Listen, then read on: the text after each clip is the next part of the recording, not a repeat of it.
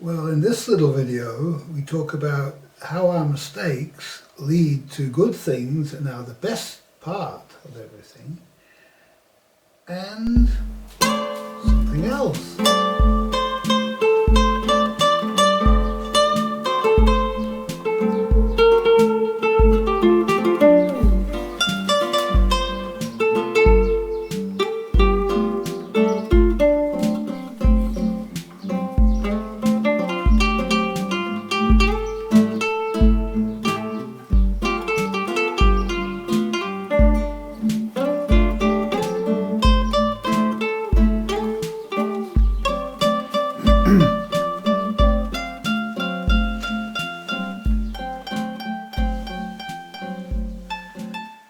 Now, an interesting thing happened to me. All of this stuff here needs to be in some kind of container, and as I'm getting stuff, more stuff is coming, and it's necessary that everything has a place, and there's a place for everything. And so I bought this tackle box, and I thought that this tackle box, I was looking at all the different tackle boxes on eBay, and I knew that there was a problem with sizes of tackle boxes. You know that they show tackle boxes, you have to check the size to make sure it's all right. So I checked a few tackle boxes and I checked their sizes and everything, and then suddenly I just looked at this one and I hit the buy on it, yeah. And then after I bought it, I thought, wait a minute, isn't that a bit small? So I went and had a look at the size, and sure enough, I bought something that was minuscule, absolutely minuscule. And so I thought, oh well, it doesn't matter, let it come and see what happens. And so when it arrived, my idea for buying this was because all this stuff didn't fit in here. I thought maybe I can put it all in a tackle box together with some other things. And what's happened is this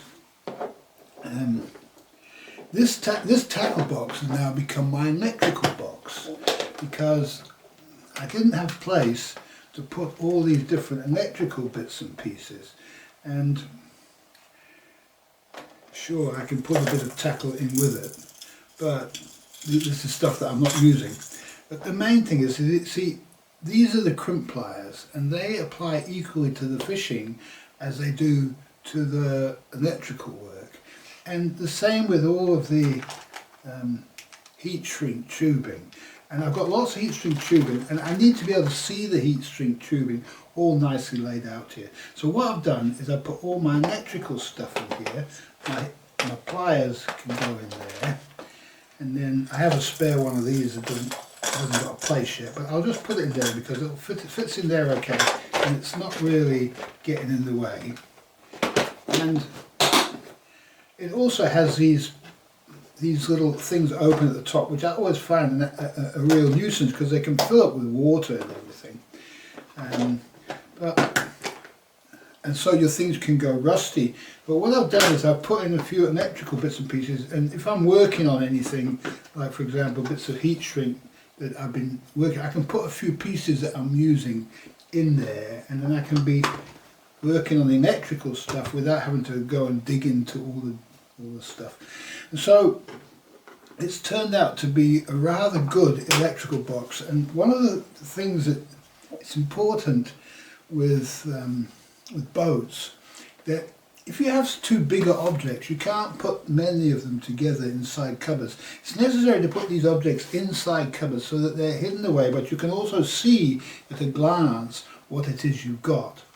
And so it's good to have things in different coloured and different shaped containers, because then they can all, your brain can associate different things. So that's electrical now. That's all electrical, but it was bought for fishing tackle. And the other interesting thing is, I bought a fishing rod, and it hasn't arrived. It should have arrived midweek, and now it's Sunday, and so it's stopping me. And one of the reasons these things happen is because if it wasn't for the fishing rod, I probably would have gone by now, because I would have just packed all this stuff into my car and gone. But because I haven't got the fishing rod, I have to wait. And whilst I've been waiting, I've been thinking about some of the other things that I need. And what's occurred to me is that there's no good place to put these reels of line except in a bag. And so what I want to do is I'm going to go to the charity shop tomorrow, and if I was gone I wouldn't be able to do this. I'm going to go to the charity shop and I'm going to have a look at what they've got in the way of bags and small bags and things like that, so that I can put this inside a bag and these inside the bag together with it. And so I've got all my fishing stuff in the bag, and the bag can be put inside wherever it's going to go. So I can pull it all out together, and then I can pull these off to one side, and they're not all getting in the way. And I can work with, this is the core of the stuff, and any big objects can be put in the bag. So I think that's going to be a good system, and that system has only come to me by waiting and making some mistakes. And so the mistakes are as perfect, more perfect. In fact, the one thing I've learned is a little philosophy for you. The mistakes are the best part. And so if it wasn't for the mistakes, I'd have all my electrical stuff inside some cardboard boxes, which it was what I was doing before. So necessary to allow the mistakes to happen and move with the mistakes, and the mistakes become then the best part. I used to find this when I was building yurts. Sometimes I cut, and when I used to cut for yurt building, I didn't used to measure except with my saw. I would just move the saw to where it was and cut. Sometimes you think, oh my goodness, I made a mistake, but then you find out why you cut it short or why you cut it longer than you actually thought you needed to. Okay, this is just nature working through us, because nature is what's working, nature is what's moving our bodies, nature is what's coming through. Our thoughts are all produced by nature. And so why would there be anything wrong with that? Why would there be a problem? Time to think.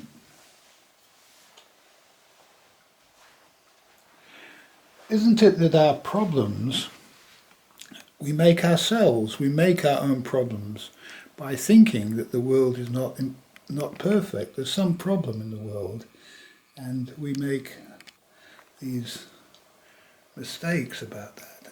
And if we stop thinking there's a problem, then perhaps we'll find that there's a wonderful world out there that's exciting with the possibilities that exist in it for all sorts of different and interesting things can happen. Now I have a nice little electrical box which I wouldn't have had if I hadn't have made that mistake on eBay.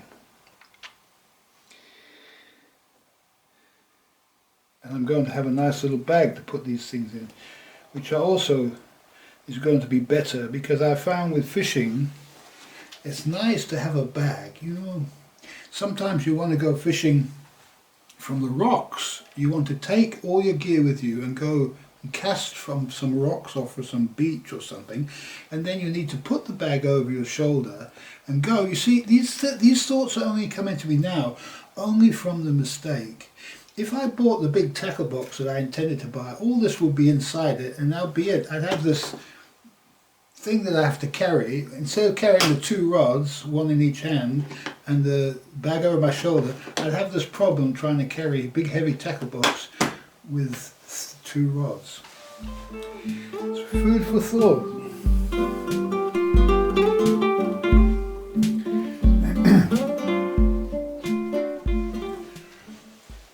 Now, a few of you have probably been thinking, if everything's happening automatically and everything's perfect, and we only have to do what we feel like doing, and we shouldn't be doing anything we don't feel like doing, how is our washing going to get done?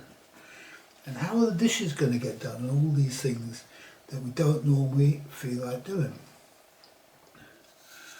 Well, normally what causes us to do these things is some kind of social trick in the brain, if you like, that says, well, you have to wash your clothing this often, or you have to wash the dishes this often, and you can't leave anything out, and so on and so forth.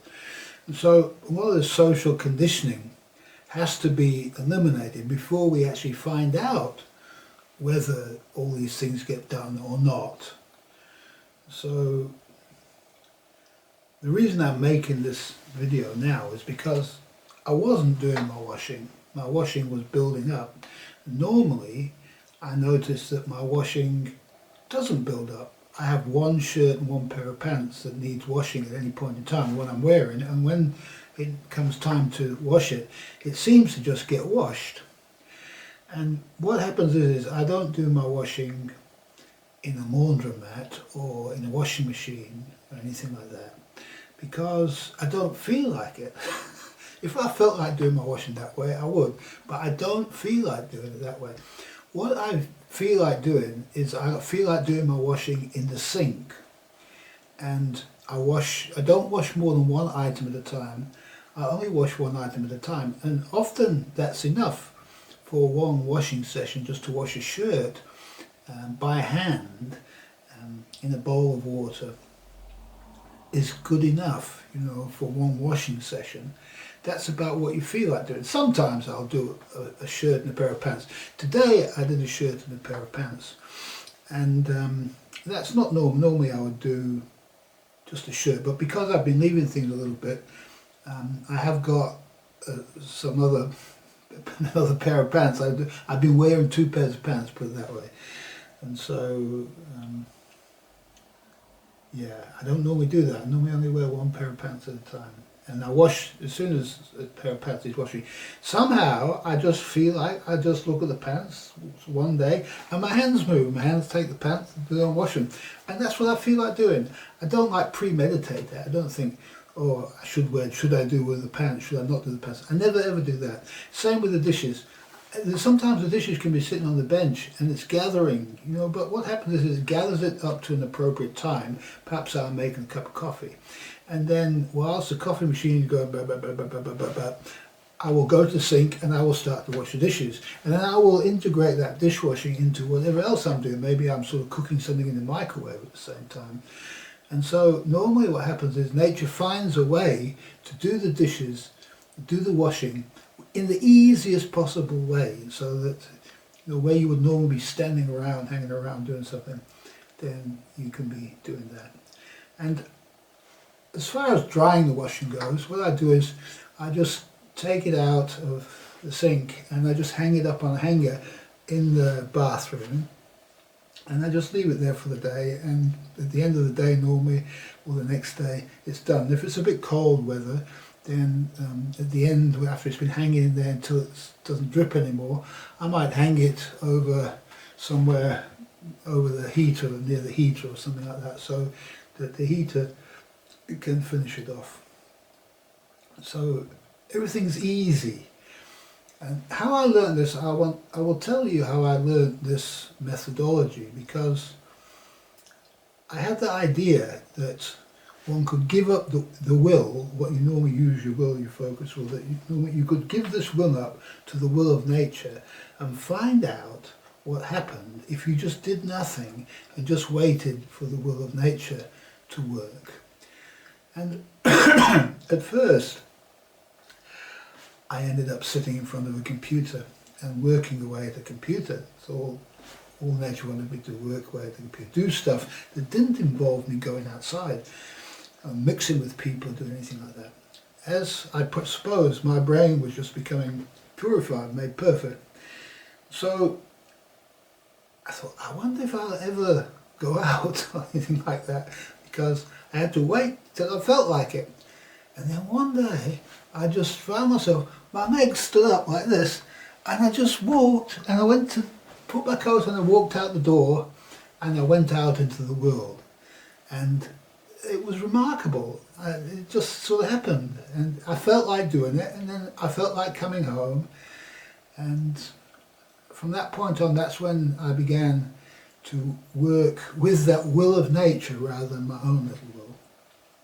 And I found that, and from that point onwards, I never used my own will for anything, because once you start on this pathway, Once you have this philosophical understanding that the world works in this way, and anything that you're forcing on the world is a mistake, then you won't ever do it again. And so from that point onwards, I never ever used my will. I just waited for everything to happen automatically. Like this movie's making itself automatically. I don't know when it's going to stop, but it's going to stop now because it is stopping now.